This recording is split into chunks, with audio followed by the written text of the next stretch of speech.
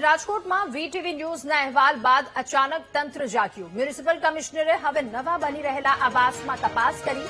Township આવાસ યોજનામાં કૌભાંડ બાદ દોડતા થયા. કમિશનર તુષાર સુમેરાએ નવા આવાસમાં તપાસ હાથ ધરી. રાજકોટ શહેરના વોર્ડ નંબર 3માં આ નવા આવાસ બની રહ્યા છે. 1010 જેટલા આવાસો બનાવવામાં આવ્યા છે. મહાનગરપાલિકા કમિશનરે ટાઇલ્સ સહિતની વસ્તુઓની તપાસ પણ હાથ ધરી. તો મહાનગરપાલિકા કમિશનરે ટાઇલ્સ તોડી અને સિમેન્ટની ગુણવત્તા શું છે એ પણ તપાસી. વીટીવી ન્યૂઝે મહામંથન કાર્યક્રમમાં આ મુદ્દે સવાલો ઉઠાવ્યા હતા. વીટીવી ન્યૂઝની મુહિમ બાદ રાજકોટ મહાનગરપાલિકાનું તંત્ર દોડતું થયું છે.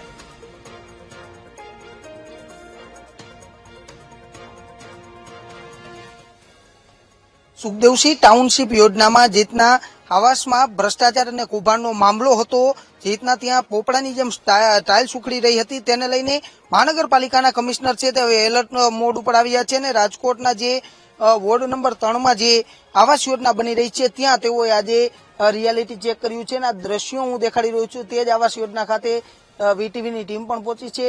હાલ જે આવાસ યોજના છે તે બનાવવામાં આવી રહ્યા છે ત્યાં અત્યારે વીટીવી ન્યૂઝની ટીમ પહોંચી છે. મહાનગરપાલિકાના કમિશનરે વાયરિંગ સહિત ટાઇલ્સમાં કેટલી રીતનું સિમેન્ટ છે, કઈ રીતનું સિમેન્ટ રાખવામાં આવ્યું છે તેના પણ નમૂના છે તે લેવામાં આવે છે અને તેની પણ તપાસ છે તે હાથ ધરવામાં આવી છે.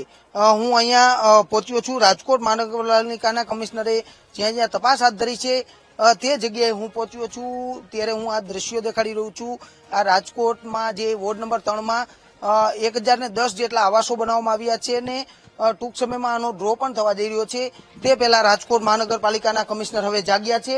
જે રીતના શહીદ સુખદેવસિંહ ટાઉનશીપમાં જે કૌભાંડ થયું તે કૌભાંડ અહીંયા રાજકોટમાં નથી થતું ને ફરી આ આવાસ યોજના નવી બની રહી છે તેમાં થાય છે કે કેમ તેને લઈને તપાસ છે તે જ્યારે હાથ ધરવામાં આવી છે. ત્યારે હું આ દ્રશ્યો દેખાડવા માંગીશ કે મહાનગરપાલિકાના કમિશનરે જે રીતના અહીંયા લાદી તોડવામાં આવી અને લાદી તોડ્યા બાદ તેઓનું રિયાલિટી ચેક કરવામાં આવ્યું. અહીંયા સિમેન્ટ કઈ કક્ષાનો વાપરવામાં આવે છે, કેટલો વાપરવામાં આવે છે તેની પણ તપાસ છે તે મહાનગરપાલિકાના કમિશનર દ્વારા કરવામાં આવી છે. હાલ તો આજે આવાસ યોજના છે તે બનાવવામાં આવી છે ને 1010 જેટલી આવાસો છે તે બનાવવામાં આવી છે. અલગ અલગ ફ્લેટ ધારકોને ફ્લેટમાં કંઈ મુશ્કેલી ન પડે તે માટે મહાનગરપાલિકાના કમિશનરે જ અત્યારથી સાવચેત થઈને જે સેમ્પલો છે તે લેવામાં આવ્યા છે અને તપાસ પણ હાથ ધરવામાં આવી છે કે સિમેન્ટ યોગ્ય ગુણવત્તાનો વાપરવામાં આવ્યો છે કે કઈ રીતનો વાપરવામાં આવ્યો છે. વાયરિંગ, બાંધકામ સહિતની તમામ વસ્તુઓની તપાસ છે તે હાથ ધરવામાં આવી છે.